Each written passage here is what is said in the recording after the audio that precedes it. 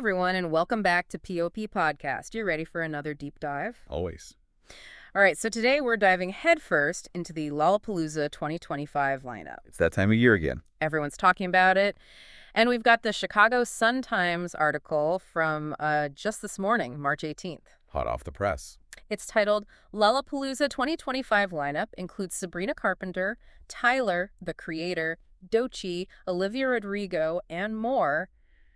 And let me tell you, there's so much more. I mean, even just from that title, you've got like the biggest names in pop and hip hop. That's right. It's already like one of the most talked about lineups in Lollapalooza history. But before we get into all that, I gotta say the headliners this year are making history twice, becoming the first female K-pop group to ever headline Lollapalooza. Huge. And Luke Combs, the first country music artist to close out the festival. You know, I have to admit, when I first saw that, I was like, wait, Luke Combs at Lola? It's definitely a bold move. But then I thought about it, and it's like, actually genius. It's going to bring in a whole new audience.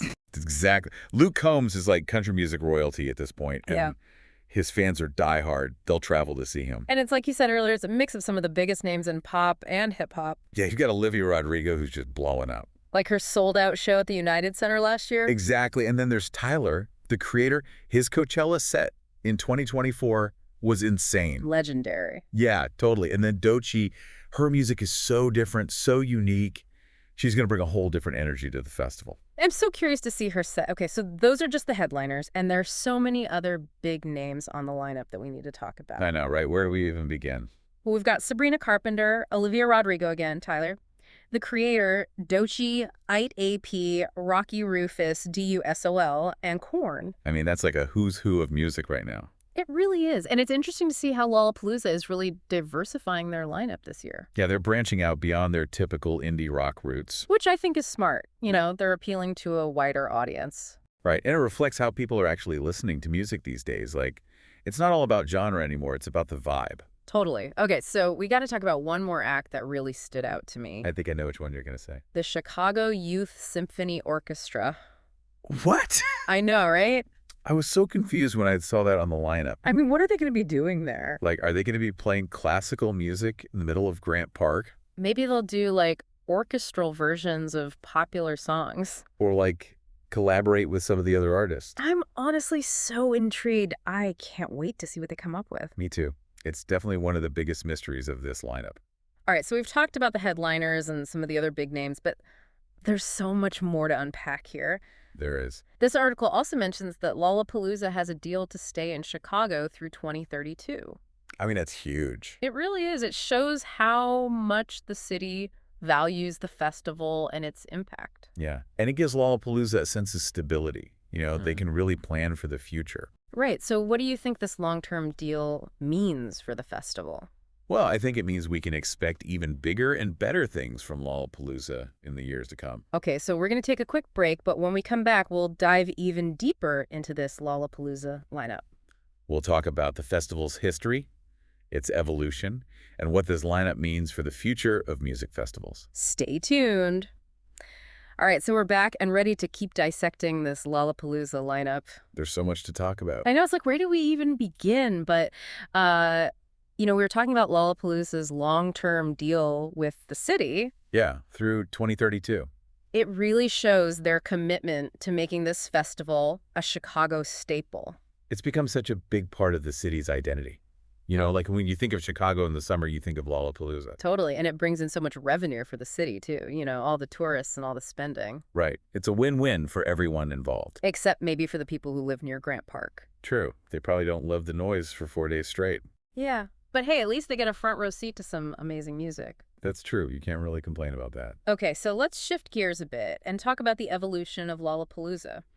You know, it's come a long way since its early days as a touring festival back in the 90s. Yeah, it's gone through so many transformations over the years. From, like, its alternative rock roots to this current eclectic mix. It's almost like a completely different festival now. Right. But I think that's a good thing. It shows that they're willing to adapt and change with the times. Absolutely. Yeah. I mean, if they had stayed stuck in the 90s, they probably wouldn't be around today. They'd be like a relic of the past. Exactly. So I think this evolution is what keeps Lollapalooza fresh and exciting. And it keeps people coming back year after year. Right. Even if you're not into every single artist on the lineup, There's bound to be something that you'll enjoy. And that's the beauty of a festival like this. It's all about discovering new music and expanding your horizons. I totally agree, and I think this year's lineup is a perfect example of that, with its mix of K-pop, country, hip-hop, indie rock, you name it. It's like a musical buffet. Exactly. There's something for everyone.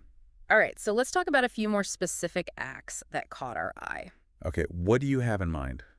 Well, first of all, I'm still not over the Chicago Youth Symphony Orchestra. I know, it's like the elephant in the room. It's such a wild card. I'm dying to know what they're going to do. And maybe they'll do a set with like a bunch of different guest performers from the other bands. Well, that would be amazing. Imagine like Tyler, the creator, rapping over a symphony orchestra. My mind is blown just thinking about it. It would be so epic. Okay, let's move on before we get too carried away. All right, fair enough. But before we do, I just want to say I'm really digging the inclusion of more female artists this year. Oh yeah, definitely. We already talked about Twice headlining, but there's also Sabrina Carpenter, Olivia Rodrigo.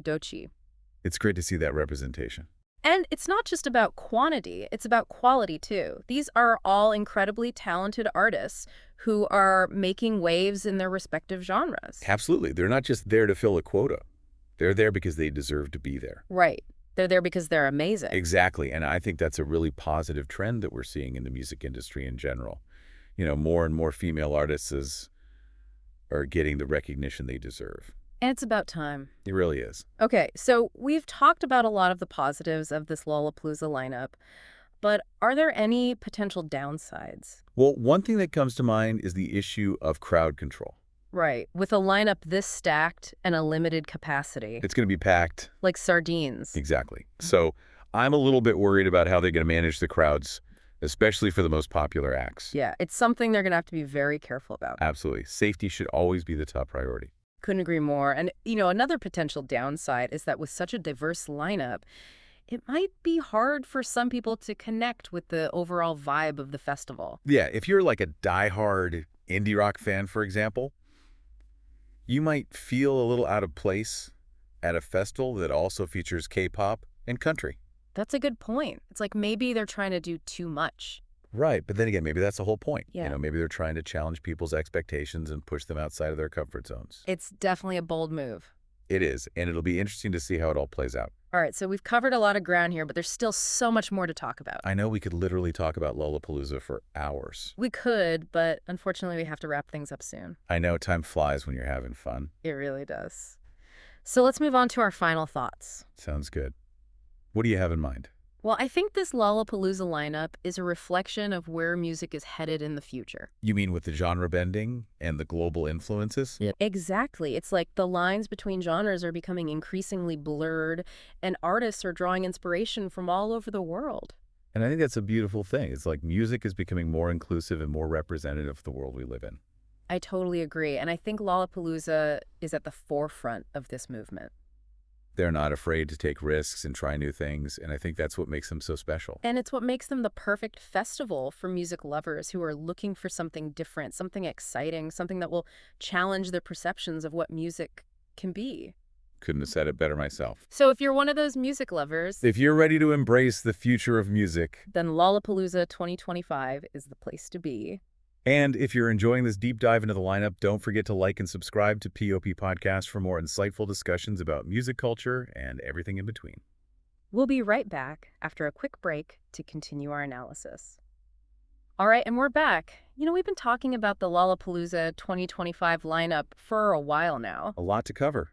It's huge. But one thing we haven't really touched on is Kidzapalooza, Oh yeah, that's right. It's back this year. which is great news for families. Definitely makes the festival more accessible. It's like a festival within a festival.